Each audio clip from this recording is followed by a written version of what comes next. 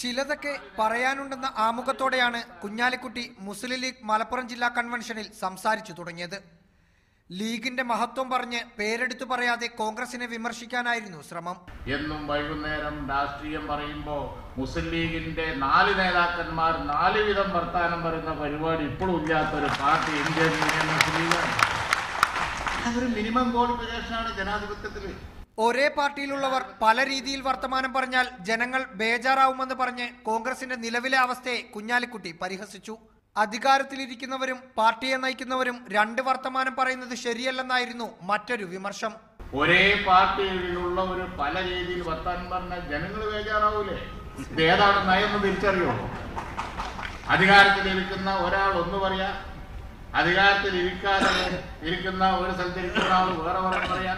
കഴിഞ്ഞ തവണ കോൺഗ്രസിൽ ഗ്രൂപ്പ് തർക്കമുണ്ടായപ്പോഴും മുസ്ലിം ലീഗ് സമാന നിലപാടായിരുന്നു സ്വീകരിച്ചിരുന്നത്. തെരഞ്ഞെടുപ്പ് അടുത്ത സാഹചര്യത്തിൽ പ്രശ്നങ്ങൾ അവസാനിപ്പിക്കണമെന്ന ലീഗിന്റെ ആവശ്യം കോൺഗ്രസ് നേതൃത്വത്തെ അറിയിച്ചിട്ടുണ്ട്. റഹീസ് റഷീദ്, മീഡിയ 1, മലപ്പുറം.